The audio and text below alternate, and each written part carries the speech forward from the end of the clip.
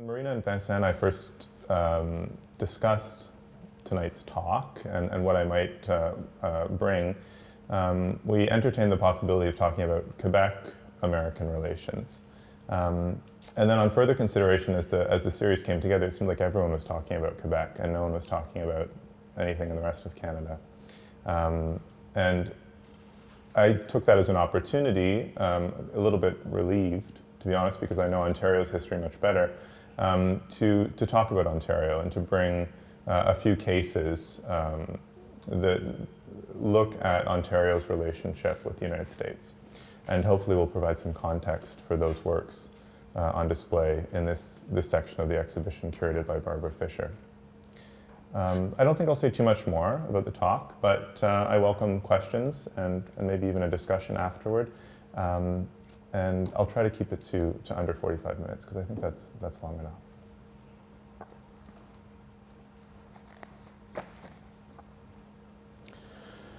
In 1972, with the inaugural issue of File magazine, the artist collective General Idea posed a mapping exercise to their readers. Locate and draw from memory the Canadian-American border. The resulting submissions sketch a divide between the two countries in turn absurd, playful, and deeply perceptive. In the second issue of the magazine, General Idea superimposed selected responses and reprinted them as a collaborative topography. By invoking memory, General Idea's borderline research request also invoked the imaginary, an imaginary that resulted in some stridently political responses to their query. Indeed, the range of responses, some 89 of which are extant in the General Idea archives, tell a far more complex story than this single overlaid image we see in the second issue of File. Some of the submissions were decidedly conceptual. Sharon Kulik determined the border by the fold line in her entry, while Ian Murray responded, "Art knows no national boundaries." Others were markedly geopolitical.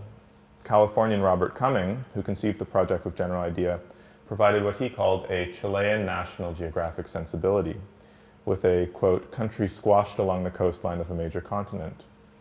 Cumming imagines an elaborate system of tariffs and tolls to use the ports, or to traverse what he calls the vast inner power. Others still signal a looming American imperialism. Anna Banana in Vancouver draws a somewhat accurate borderline captioned, "The maps put it about so," and then an arrow drawn to the furthest north, captioned, "But for all practical purposes, it's around here." Sorting through the submissions from Canada, the United States, and Europe, one finds in addition to these radically revisioned borderlines, a nearly equal number of blank entries, or careful deadpan responses, rendering the border as faithfully as possible. If the solicitation failed to motivate some readers, the large number of responses where the border is contested, exaggerated, or reimagined entirely alludes to a far deeper politics at play in what at first appears a rather frivolous exercise. In what follows, I'd like to consider such boundary disputes, proposing a genealogy of works by Canadian and American artists which engage with the border through the 60s and 70s. In a way analogous to General Idea's early project, the cases I'll be raising all open onto period politics, a fervent Canadian nationalism, regionalism and sovereigntism, and American cultural imperialism. These cases all serve as reconsiderations of the border by artists, dealers, and curators, along with institutional actors in the guise of commercial galleries and public museums. Andy Warhol's Brillo soap pads boxes controversy, Greg Kernow's regionalist practice, Dennis Oppenheim's border works at Clare, New Brunswick, and Carl Andre's exhibition at the National Gallery of Canada, all in a sense provide an opportunity to reflect on the changing cultural border between 1965 and 1970. From this last case, I'd like to consider more broadly the questions raised by such border disputes. How, in short, debates around nationalism and imperialism and an attendant politicization of artist practices informed post-war art in Canada. In particular, I would like to query recent scholarship on conceptual art in Canada and the pervasive question of geographic decentering. Such notions of decentering imply far clearer divisions between centers and peripheries than are demonstrated through these cases. I will argue that through the paradox inherent in similar projects of decentralization at the time, we might better understand cross-border traffic instead as ongoing processes of exchange from centers to peripheries and back again.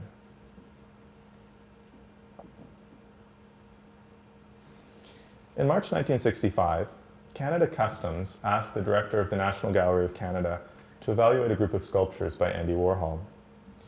As director, Charles Comfort served as arbiter for the importation of art for the federal government. When the status of a work of art was in doubt, Customs deferred to him to determine whether a shipment constituted aesthetic or taxable goods.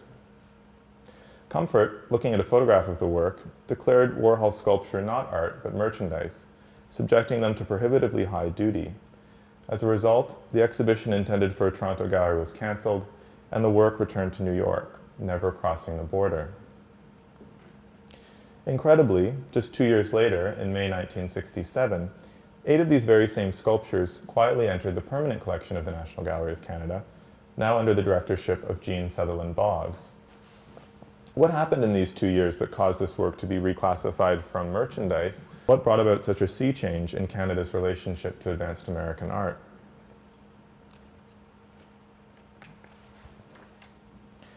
As a prefatory case, this dispute sets the scene for Canadian cultural politics in the mid-60s. The about-face, from 1965 to 1967, also evokes something of the radical transformations taking place in Canadian culture at the time, and corresponding views of American art. Warhol's Brillo soap pads boxes, some 30 of which Toronto dealer Gerald Morris was attempting to import in 1965, do look astonishingly like their namesake.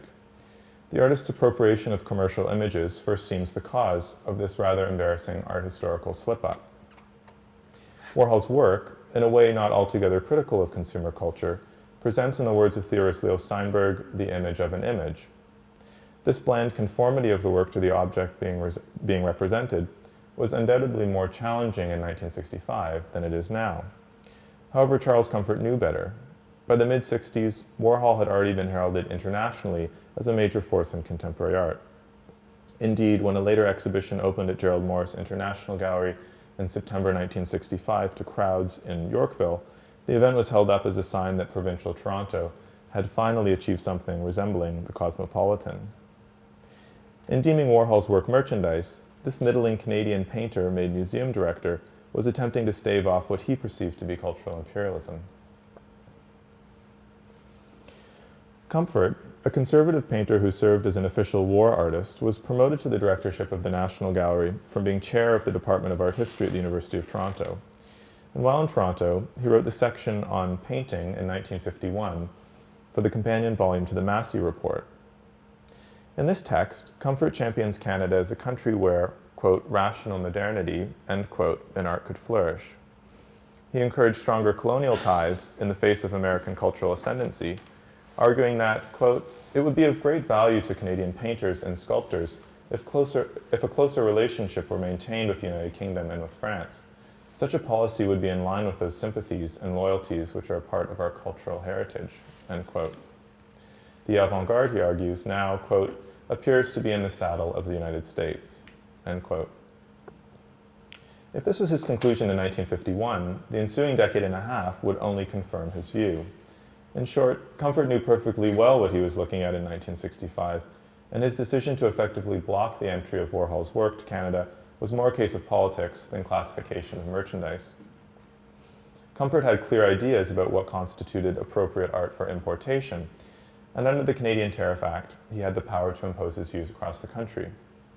In the ensuing controversy, the dealer Gerald Morris challenged and eventually overturned the authority given Comfort. Comfort's decision was, incredibly, in keeping with the National Gallery's own position on American contemporary art. Over a decade earlier, in May 1956, the Gallery's Board of Trustees approved the unwritten but accepted policy against collecting contemporary American art. The reason given by the trustees at the time was that Canadians wanting to see American work could simply cross the border. The actual reason would seem to derive from the very same anti-American sentiment that Comfort expressed in his Massey Commission essay. By preventing American works from crossing the border, or indeed entering the collection, the gallery and its officers were attempting to stave off American influence. Comfort retired shortly after this ordeal, in July 1965. Jean Sutherland Boggs arrived the following year, signaling a new direction for the activities of the gallery. As Boggs recounted in 1971, perhaps the most radical change in acquisition policy has been the decision to buy contemporary American art.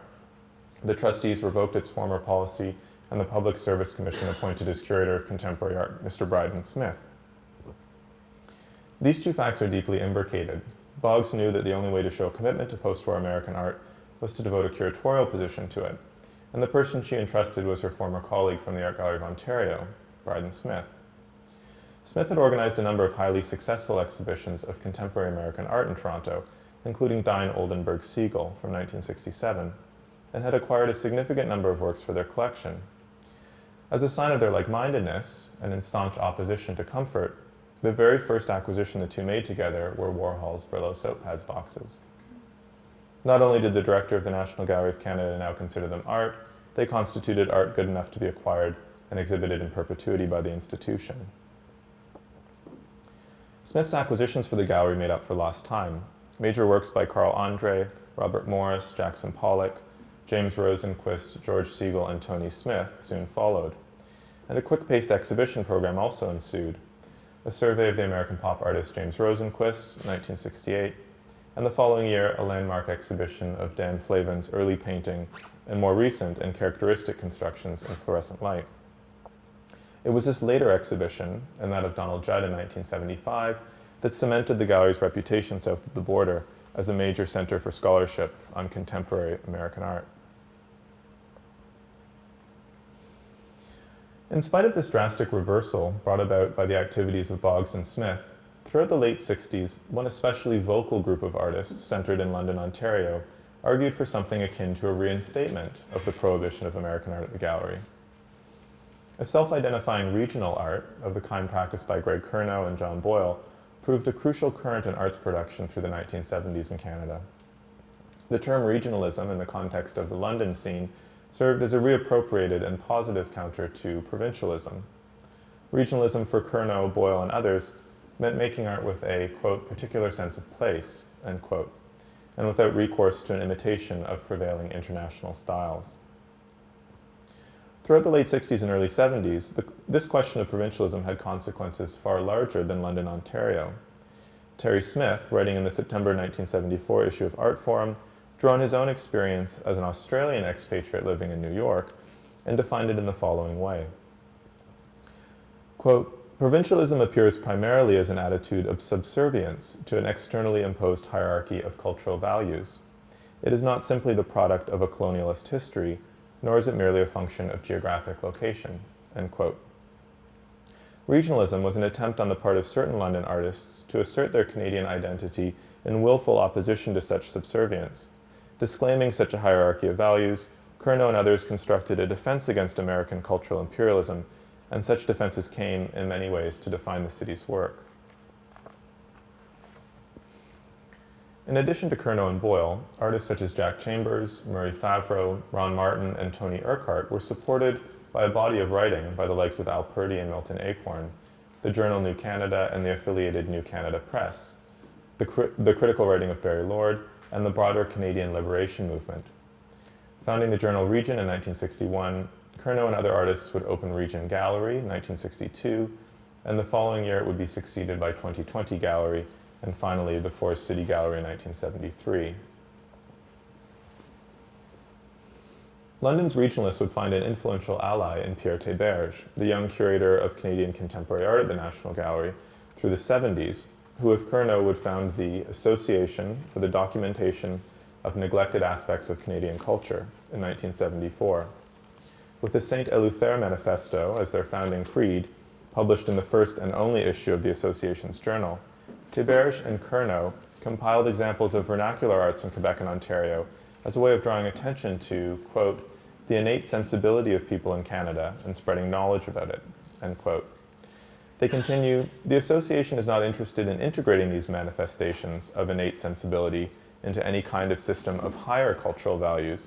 We only want to point out the importance of these manifestations for all people in Canada, and thus blur the artificial border between the fine arts and architecture.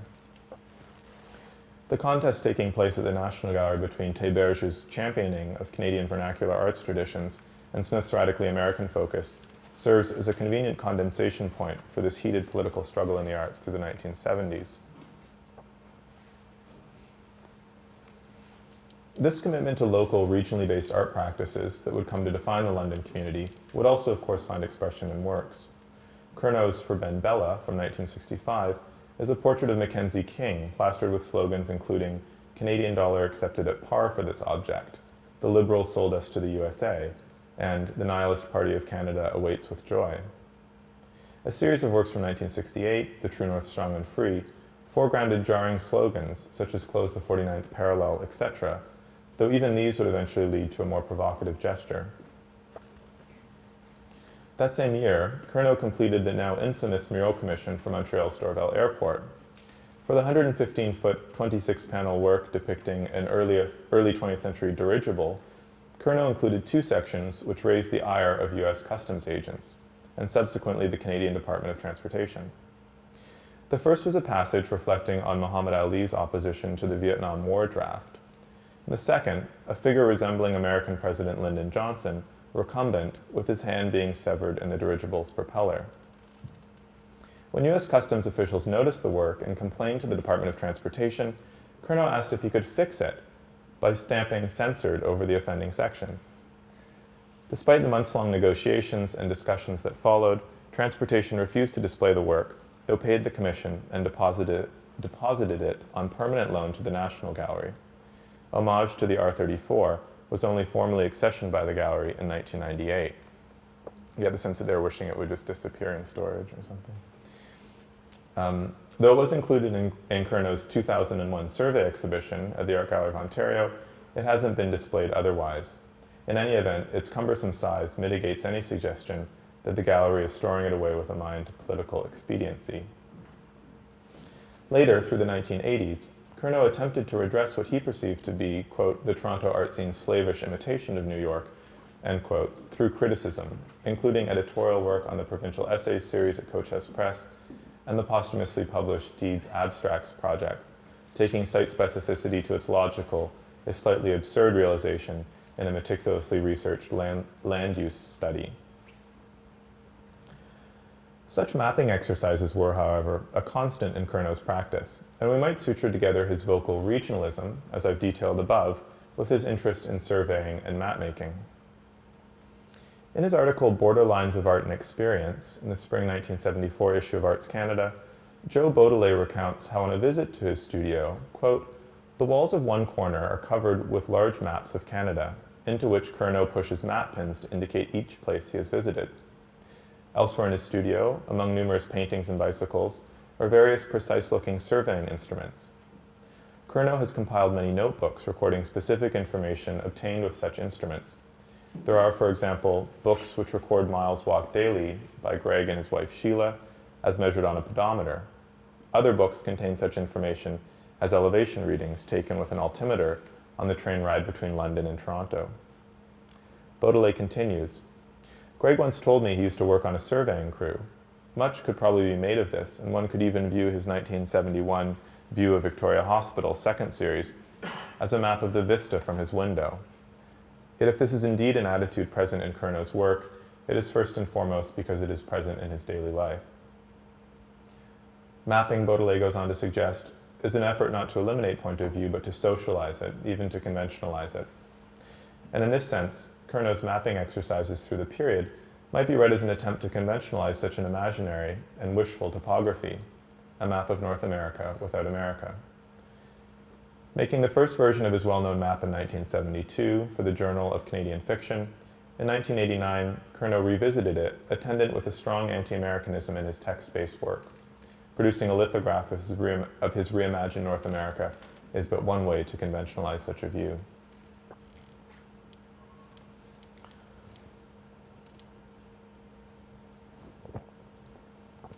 Curnow's practice of the late 60s and 70s wasn't only set in opposition to the collecting policies of national institutions, or indeed the hiring practices of art school, as in his invective against the Nova Scotia College of Art and Design, published in Canadian form in 1976. In Toronto, Montreal, and Vancouver, artist-run centers through the early 1970s began to support the work of visiting American artists in an unprecedented way.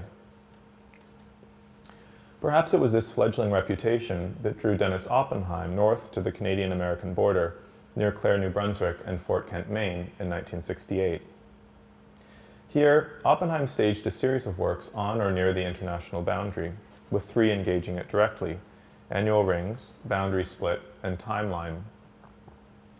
Relating to his larger interest in information lines, as he recounted in an interview with Alana Heiss in 1992, Oppenheim suggests, quote, "They may have looked like abstract gestures, but the intent was to suture the work with lines or notations that had larger fields of association. Lines could mean rainfall or temperature. I took my clues from ecology, pushing toward what the critic Jack Burnham called real-time systems," end quote. In Annual Rings, for instance, Oppenheim imprints a schema representing the annual growth of a tree as pathways shoveled in snow. These paths join together both banks of the St. John River, itself forming the border between Canada and the United States. At this particular site, the river stands in for an otherwise arbitrary and abstract political divide. More than straddling 2 countries, however, the site also divides time zones. Hypostasized in the work Timeline, where Oppenheim inscribes a linear cut through the middle of the St. John River, crossing over Eastern and Central time zones, while at the same time reinscribing the river as a political marker.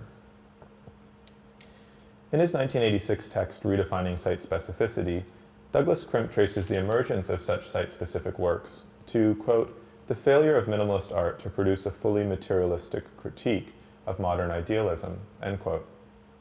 If, beginning in the mid-60s, artists such as Daniel Buren, Robert Smithson, and Richard Serra attempted such a materialist critique through their work, Oppenheim's early use of the border in his practice remains, to my mind, unique. As Yates McGee has suggested in his recent essay Wake, Vestige, Survival on Alora and Calzadia's work, Oppenheim's timeline, quote, "acknowledges the irreducible mediation of any land whatsoever in terms of its technical and administrative inscription qua territory," end quote. It is precisely this site's technical and administrative status that provides these otherwise unremarkable information lines with potent political significance. Without such administrative inscription, the work remains something akin to Richard Long's A Line Made by Walking from the previous year. Interesting, but by no means an investigation of the politics of place.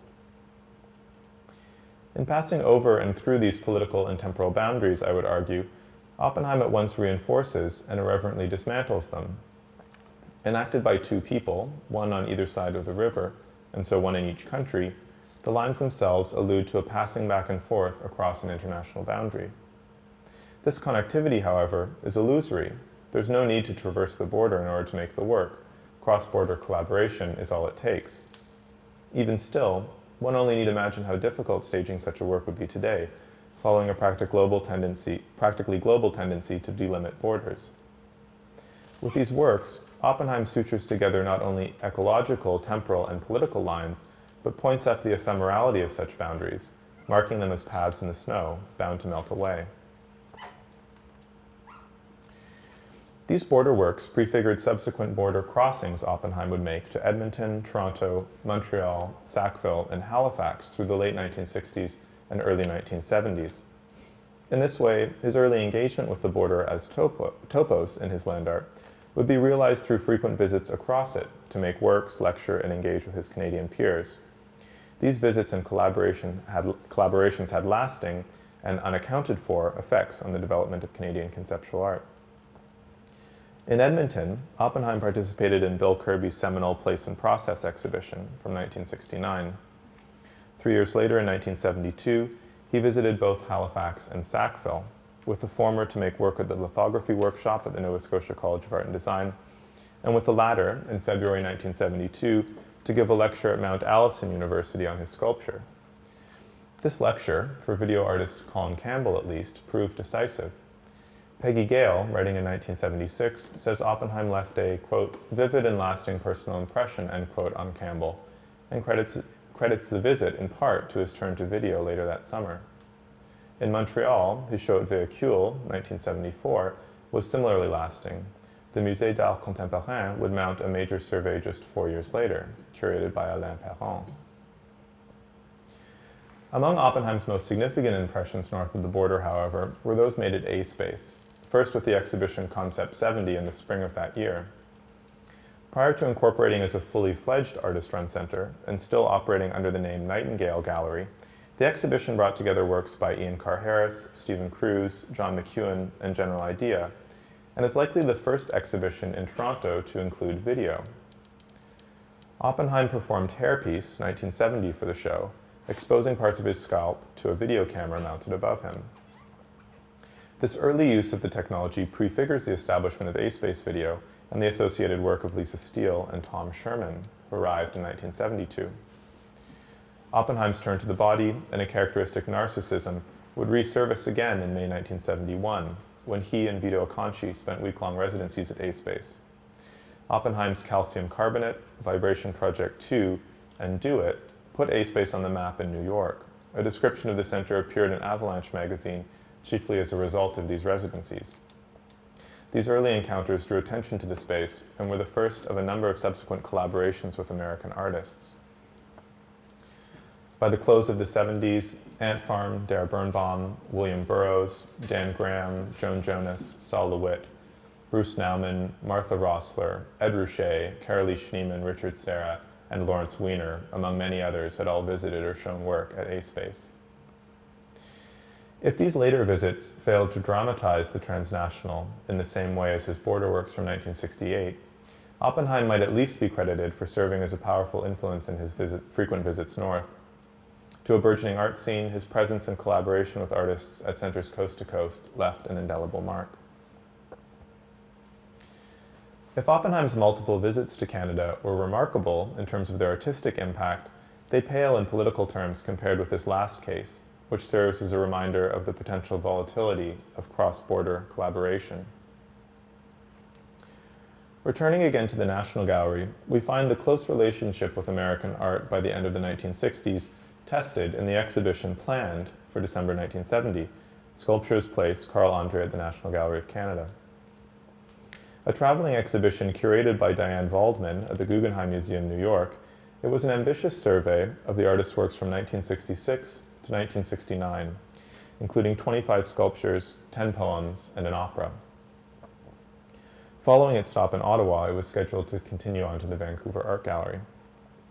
The National Gallery had earlier acquired one of Andre's most significant works, Lever, from 1966, and Bryden Smith had been following his career closely since attending the seminal Primary Structures exhibition at the Jewish Museum in New York in 1966.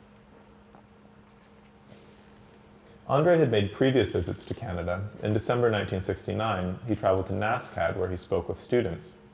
Midway through his conversation, Andre was asked away to take a telephone call. When he returned, he announced that he had been offered a solo exhibition at the Guggenheim. It was this exhibition that the National Gallery would schedule for December 1970. In October 1970, Andre returned to NASCAD to attend the seminal meeting of international artists known as the Halifax Conference. Coinciding with the October crisis, which, as I'm sure you all know, was the kidnapping of James Cross, the British Trade Commissioner in Montreal, on October 5th by members of the Front de Libération du Québec. Andre was acutely aware of the suspension of civil liberties through the War Measures Act that followed on October 16th. The crisis lasted through December when Cross was found, and terms, of course, were negotiated for his release. In the weeks leading up to the opening of his exhibition, Andre made it known to his friends, though he never confirmed to gallery employees, that in lieu of the poetry reading scheduled for the opening, he intended to read the manifesto of the FLQ. It seemed he was intent on testing the gallery's position on free speech and expressing solidarity with the group against the exceptional measures taken by the federal government. Bryden Smith caught wind of Andre's plan, possibly through Dan Flavin. Smith told the director, Jean Sutherland Boggs, who in turn telegrammed Andre on December 3rd, informing him the poetry reading for his opening had been canceled. 2 days later, Flavin wrote Smith a letter recounting a conversation he'd had with Andre in the offices of Virginia Dwan, their mutual dealer at the time. And it's long, but I think it's an interesting document of the period, so I think I'm going to read it in full. And this is Dan Flavin writing. Carl returned to the gallery for the first time in about a week. He was reviewing his mail and returning telephone calls. Early on, he threw Jean's, telegram to me, while announcing definitely that if the poetry reading was cancelled, so would be the exhibition. Carl sounded like a hurting little boy retaliating. Thereafter, intermittently, I tried to disarm Carl of his armaments and to dissuade him from a summary, hasty decision against you, Jean, and the Canadian federal government. I succeeded in the latter. The last Carl said to me after consultation with John Weber, too, was he was about to telephone Donald Sutherland, the only politically responsible Canadian whom he knew, before he would decide about complete cancellation. I might not agree with Carl about supporting a divisive provincial terrorist gang as remarkable ideological heroes errant. In fact, I put it to John 2 days ago that instead of an intrusive reading of an FLQ manifesto in your official auditorium, Carl might have better publicly offered to substitute himself as willing hostage in place of the reluctant British prisoner, Cross. Before I could put the attitude to Carl, Cross had happily been freed. Well, what I did say to Carl was that he ought to keep in mind that he was an artist invited by you as a curator, and that he was also an American invited to Canada. I asked him to consider tempering his possible, perhaps inevitable political attack with sarcastic international humor, if necessary." End quote. Flavin's attempt to disarm the situation, it seems, came to little. On December 7th, Andre at last responded to Jean Boggs' telegram, quote, "Rule by fear, rumor, repression, inimical to free art. Regretfully, I feel there is no alternative but to cancel show of my works on December 10th. Carl Andre." 2 days later, just 1 day before the opening, Smith informed the gallery staff that the exhibition, installed and ready to open, had been cancelled. Perhaps here, at this juncture of a Canadian institution, American artist, and sovereigntist action, we might broach the larger stakes raised by these 4 cases. We might also return to General Ideas' Borderline Research Project as a means of drawing together these varied histories. If we treat these cases as submissions, as those compiled from General Ideas Network, we might begin to construct our own collaborative topography, charting the boundary between Canada and the United States. The variety of these cases, as with the submissions received by file, convey something of the complexity of our transnational relationship over the course of 5 years. Nearly contemporary with these histories were Pierre Elliott Trudeau's policies of decentralization and democratization, inspired by the politics of André Malraux during his time as French Minister of Culture under Charles de Gaulle, which was 1959 to 1969. During this period, Canada experienced an unprecedented level of state involvement in the arts through programs such as Opportunities for Youth, Local Initiatives Program, as well as the activities of various government organs, including the Canada Council, National Museums, External Affairs, the Department of Public Affairs, and the list goes on. As Vincent Bonnet argued in his text accompanying the exhibition held here, Documentary Protocols, in this cybernetic welfare state, artists, quote, banked on the exceptional convergence of their projects with the decentralized governance policies, end quote. Such policies of decentralization, while instigating the network of artist-run centers, media banks, and other activities we now associate with the emergence of Canada's post-war arts infrastructure, were also an attempt, as has been well established, on the part of the federal government to assert a shared Canadian culture in the face of both imminent American cultural imperialism and a strong sense of regionalist, and in the case of Quebec sovereigntist, political movements. Written in 1976, Susan Crean begins her study, Who's Afraid of Canadian Culture, by recalling a report she was commissioned to write in 1970 on the state of arts touring activities in Canada. At the time, Trudeau's policies were pervasive, and her conclusion in the report, paradoxically, was that strategies to decentralize culture only resulted in reinforcing the very centers they purported to dismantle. Quote, "The traffic in cultural information moved in one direction only, from the few urban centers to outlying areas with virtually no feedback and little interaction between smaller communities and regions outside the big cities," end quote. In a way, vestiges of decentralization linger, and remnants of cultural nationalism continue to inform Canadian art history. The insistence on geographic decentering in histories of conceptual art in Canada constitutes, to my mind, part of this inheritance.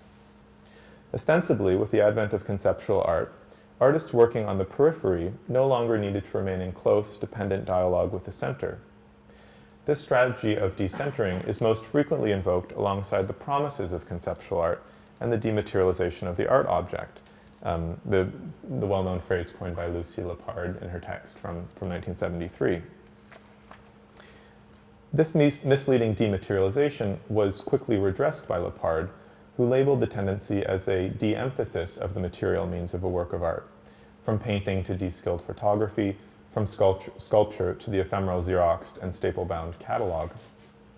If such a de-emphasis on the material aspects of a work did indeed allow it to circulate more easily, it did not necessarily have the effect of decentering. Raised in the Canadian context in the early 1990s, in his discussion of the Vancouver-based artist collective Anything Co., Bill Wood asked whether conceptual art represents a suspension of the rule of the center. In his text, he concludes that certain works by the collective assert a peripheral geography, while others do not. In the recent flurry of scholarship on conceptual art in Canada, geographic decentering has been reasserted as a main concern, most notably in Jane Work's contribution to the survey text Visual Arts in Canada, the 20th Century. In her chapter, Work cites the cases of General Idea, Anything Co., and NASCAD's lithography workshop as a means to counter the, quote, territorial forgetfulness, end quote, of many conceptual art scholars. That is, forgetting that geographic decentering was a key priority of conceptual art. Following Crean's radical reading of the paradox of decentering, that it in fact serves to reinforce activities in the center, I suggest that instead of understanding art of this period in Canada in isolation from centers, we do better to acknowledge the strong, reciprocal dialogue that took place between centers and peripheries. Rather than acknowledge the mutual influence of Canadian and American artists, and in an attempt to dismantle the once pervasive and admittedly problematic center-periphery model, scholars have failed to account for such transnational exchanges. These cases raised above demonstrate, I hope, the permeability of the Canadian-American border, and to follow the premise of General Idea's project, the mutability of a cultural border as imagined by various actors. This psychogeographical map is compiled from multiple perspectives and provides a view of exchange that is reciprocal, not unilateral. Moreover, it disclaims isolation and an illusory independence, instead positing that cross-border traffic, through visiting artists, exhibitions, and correspondence, mutually inform practices here and in the United States. A.A. Bronson, reflecting on the late 1960s, recalled, quote, "We felt the closeness and divisiveness of the American border," end quote. It is this simultaneous and contradictory closeness and divisiveness that has made our historical account of art between Canada and the United States especially difficult. Privileging separateness over proximity, perceived as a means to counter the imperialism of post-war art from New York, we have often failed to address such cases of exchange. As these cases signal, and Bronson's reflection supports, the border was at once very close and very far. It is this paradox that needs to be acknowledged and subsequently negotiated if we are to account fully for the relationship between post-war Canadian and American art. Thank you.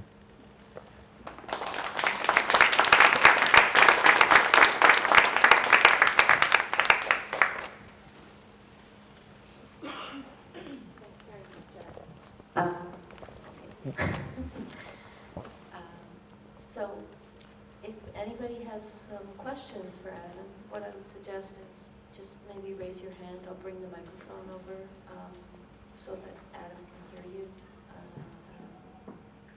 and we'll proceed from there. Any questions?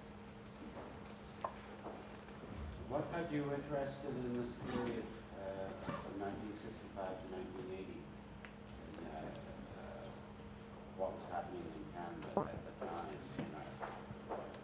in conceptualism? Yeah. It's a question that gets put often to I don't know how to put this, to younger people working on a period that was decades before they were born, I think. And it came up most recently in a panel discussion at the University Art Association conference, because the entire panel were people in their 20s, all reflecting on art from from the late 60s, early 70s. And it came as a surprise to a lot of the audience members that there was such a renewed interest in the period.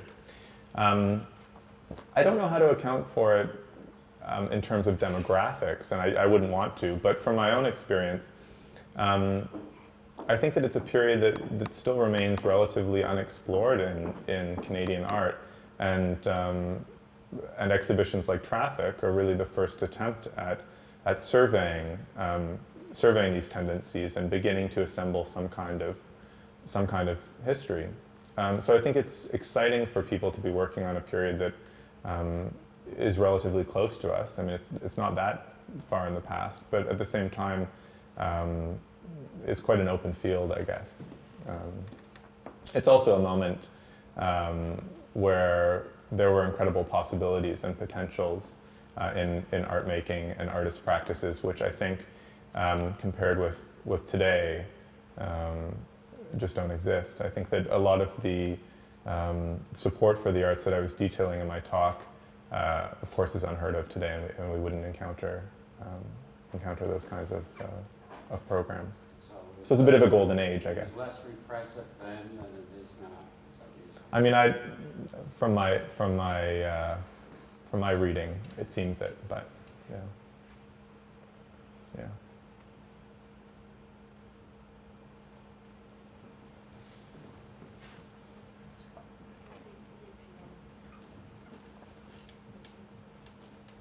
Thank you for your talk. I'm just curious to know whether you've come across in your research any kind of evidence of these artists doing interdisciplinary work in geography as well? Yeah. Let me just think.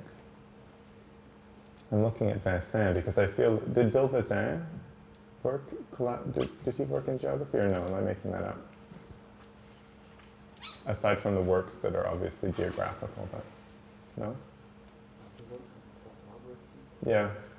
I mean, I think that Greg Kernow's interest in surveying and map making was as far as he got in it. I can't think of other artists who are you mean like trained geographers who then... Not trained geographers, but I mean, one of the things that Lucy Wilford talks about is she identifies a need for interdisciplinarity that artists even today are not necessarily getting in school.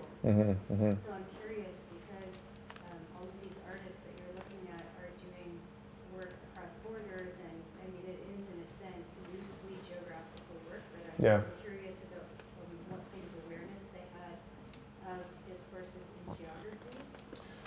It's a good question. I mean, I haven't come across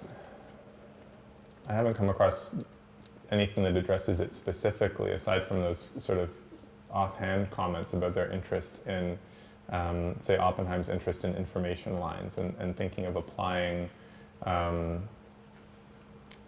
visual information from other disciplines to his own practice. But I think that you make a really interesting point, and I'm sure that if you dug a little bit deeper, you'd find a justification for that hunch that you have about artists making recourse to those kinds of ideas and techniques. I'm sorry I don't have a more satisfying answer to that question. But.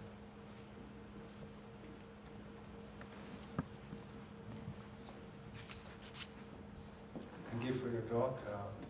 What interested me was that the piece where you showed that the river which crosses the boundary for the geography as well as the timeline. And I was just wondering if you could say a bit more on that and how it influenced the art scene or how it was an inspiration to the artist.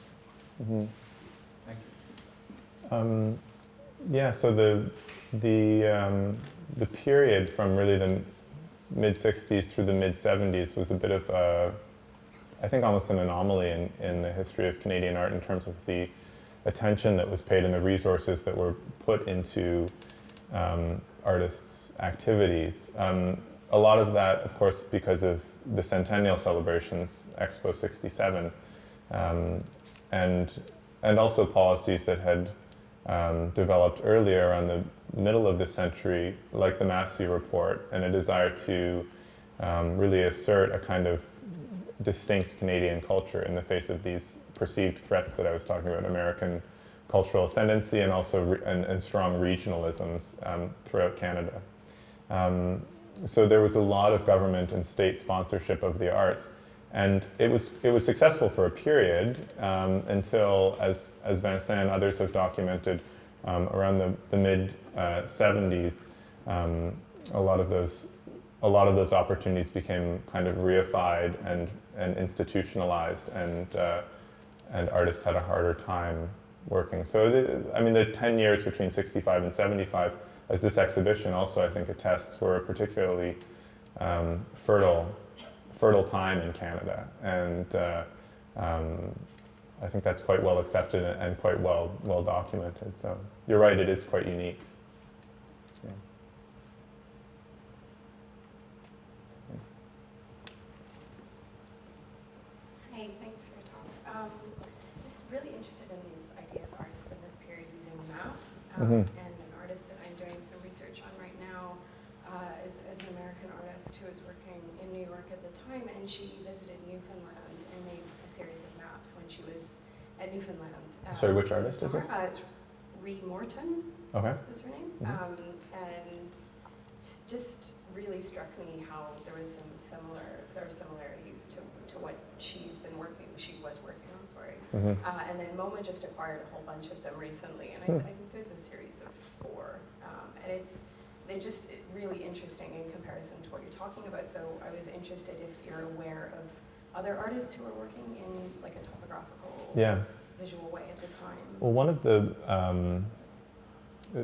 of the texts that kind of draws together a lot of these artists interested in maps is this article from '74 in Arts Canada, the periodical Joe Beaudelet, and it's pretty extensive, and I think that he catalogs maybe a dozen, maybe 15 artists working in topographical ways, I guess. You're absolutely right that there was an interest in representations of the landscape that were based on maps and topography rather than the figure of the landscape, I guess you'd say. So that's an interesting article. I'm not aware of her work, but I'm absolutely going to look. Well, she was an installation artist, Okay. and first and foremost, but a lot of her contemporaries she was working with were working in sort of architectural, installational ways. Yeah. But they also had sort of similar periods where they traveled and were making land art, which struck me that there might be a very interesting connection to land in that period. And I mean, that aspect of feminist work that was being made at that time hasn't really been put in dialogue with maybe conceptual art in the way that I think it needs to be. But that's true. it's Yeah, just a absolutely. point of Yeah. Thanks. Yes, thank you very much. I think one thing that you have identified indirectly was that at the time the Liberal government policy was to establish at both the level of the Arts, the Canada Council, and in cultural affairs, a system of non-coercive patronage, which is to arm's say length, that arm's length. which is the arm's length policy.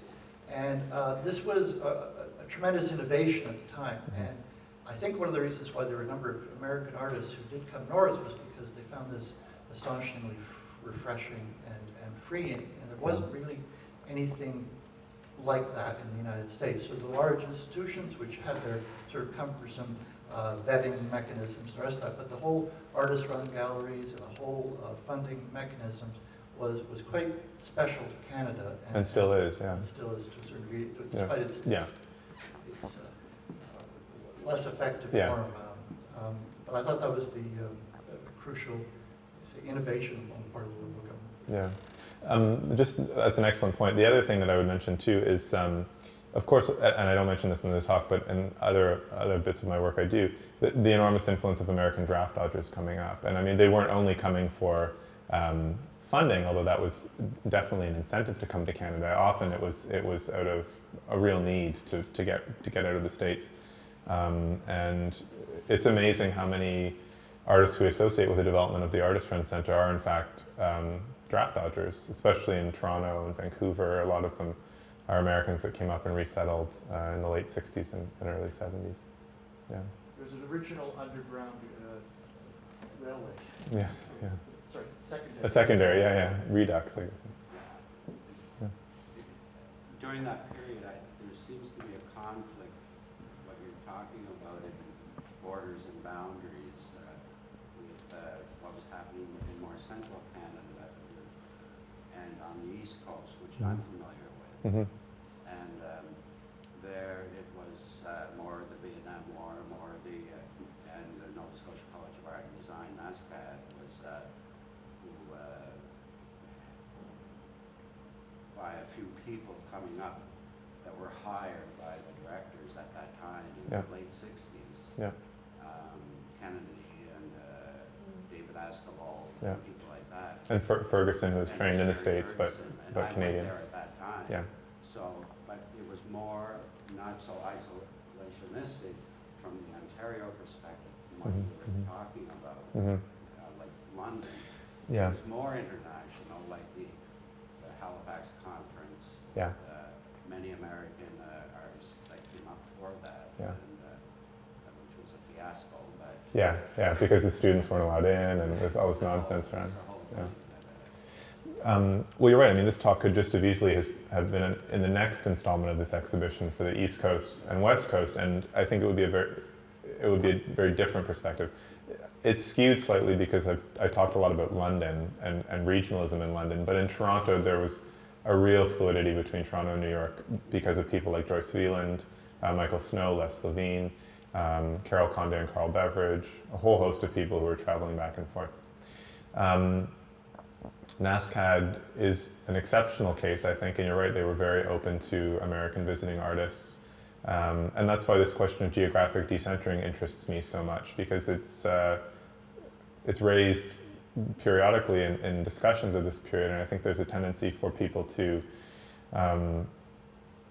suggest that NASCAD, in a way, it is a fully Canadian institution and is in some way isolated from those incredible influences that you were speaking to from the United States.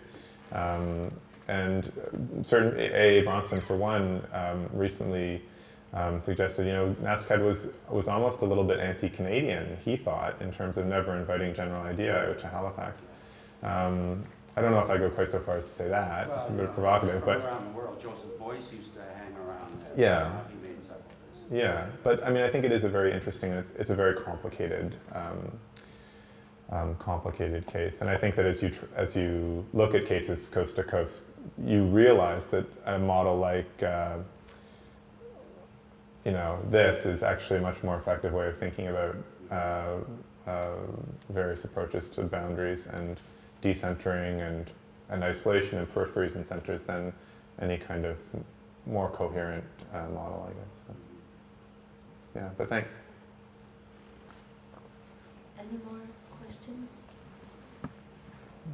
Thank you very much, Anthony. Thank you.